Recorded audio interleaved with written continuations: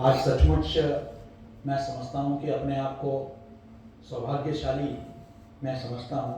वैसे तो ये दूसरा साहित्य मंथन है जिसमें मुझे भाग लेने का अवसर मिला। पहला महेश्वर में जब हुआ था, दूसरी बार किसी कारणवश मैं आ नहीं पाया।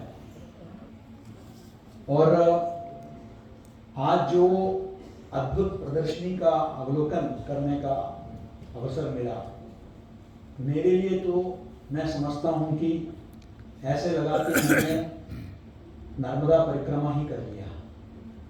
इतना कुछ जानने के लिए मिला, वास्तुशास्त्र से अर्थशास्त्र से शास्त्र से शस्त्र तक, श्रृंगार, साहित्य, ऐसा कोई जीवन का आयाम नहीं जिसको इस प्रदर्शनी में नहीं छुआ हो। और मैं समझता हूं कि यह प्रदर्शनी हर भारतवासी को देखने की आवश्यकता है, इसको जन जन तक पहुंचाने की आवश्यकता है।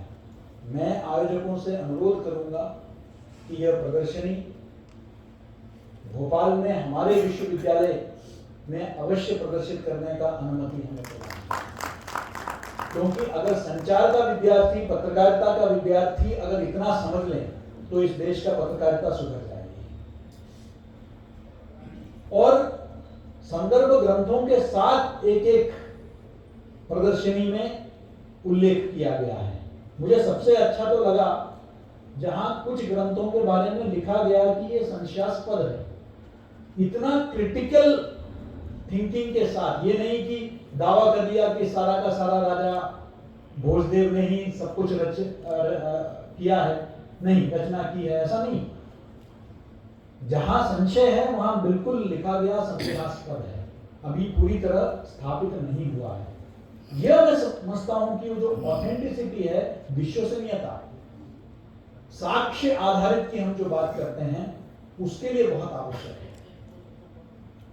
और मुझे पूरा विश्वास है कि मात्र भोज, राजा भोज की नगरी में ही नहीं, अपितु पूरे देश भर से आए जो भी साहित्यकार, प्रतिभागी इसका अवलोकन अवश्य करेंगे।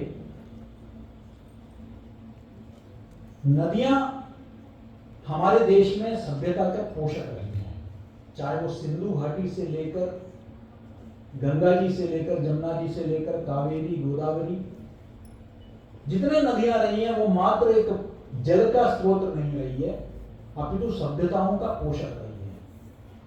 और नर्मदा जी भी, अगर आप इस पूरे इतिहास को देखेंगे तो उसमें महती भूमिका निभाई है। और इसलिए बहुत स्वाभाविक था कि इस साहित्य संगम का जो नामकरण है वो मां नर्मदा जी के ऊपर है।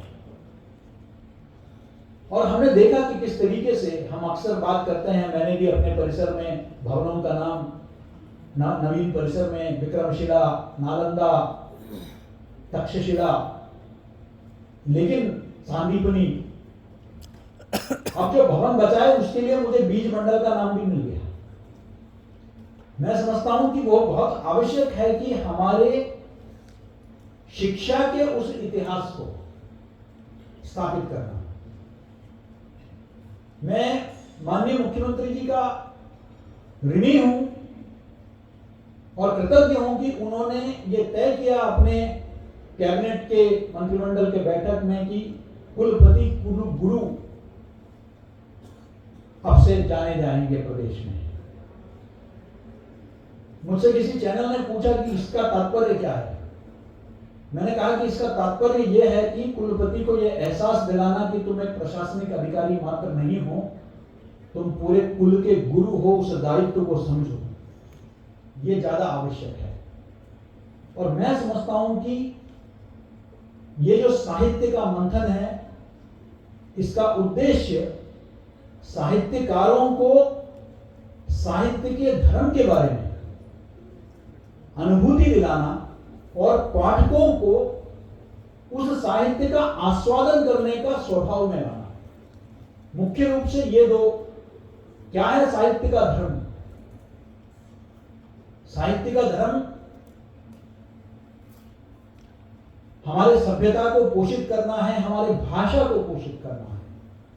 एक पत्रकारिता विश्वविद्यालय जो एक देश के विख्यात साहित्यकार के नाम पर और मूर्धन्य पत्रकार और संपादक के नाम पर है, पंडित गद्दा माखनलाल चतुर्वेदी जी, जिनके पुण्याई से हमारा विश्वविद्यालय 2 कमरे से आज 5 परिसर, 1600 अध्ययन केंद्र और 2 लाख विद्यार्थियों के साथ अपने प्रदेश की सेवा कर रहा है।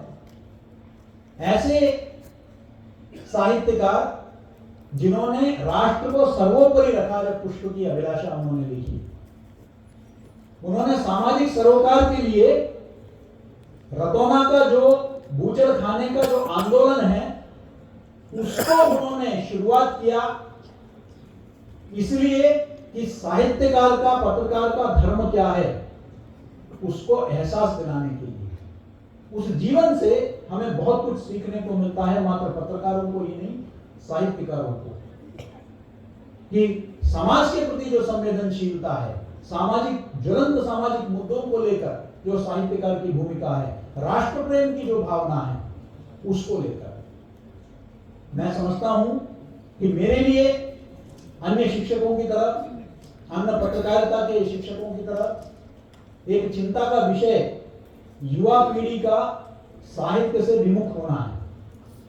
और मैं समझता हूं कि यह बहुत अत्यावश्यक है कि इस तरह के आयोजन देश भर में आयोजित हो, जिससे साहित्य के प्रति युवा पीढ़ी का रुझान, हाँ, प्रौद्योगिकी के चलते आज अक्सर हम मजाक में कहते हैं कि वे व्हाट्सएप विश्वविद्यालय की तरह आमुख हो गए हैं, लेकिन आवश्यक है कि उसी प्रौद्योगिकी का उपयोग करके, सदुपयोग करके हम उन तक पहुंचे, चाहे वो ऑडियो बुक्स के माध्यम से हो या टेक्स्ट ई बुक्स के माध्यम से हो। हम किस तरह उन तक पहुंच सकते हैं, स्वच्छ साहित्य उन तक पहुंचा सकते हैं। और मुझे इस दिशा में बहुत ही अच्छा लगा कि प्रदर्शनी में जब मैं आया तो कॉमिक्स के माध्यम से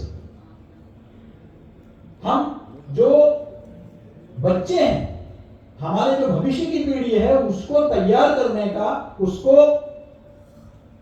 उनके अंदर एक संस्कार अध्ययन के प्रति,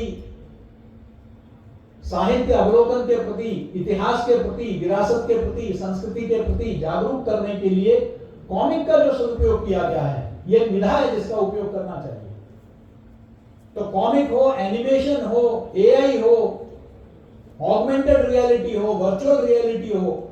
मैं अभी कुछ ही दिन पहले उज्जैन में महाकाल लोक गया था, वहां अब उन्होंने वर्चुअल रियलिटी के माध्यम से आप आंखों में वो बाइनोकुलर रूपी उस चीज को लगा दीजिए और बिल्कुल आपको लगेगा कि आप बिल्कुल जो है मंदिर के बिल्कुल अंदर है, आप आपके सामने आप जो है पूजा अर्चना देख रहे हैं।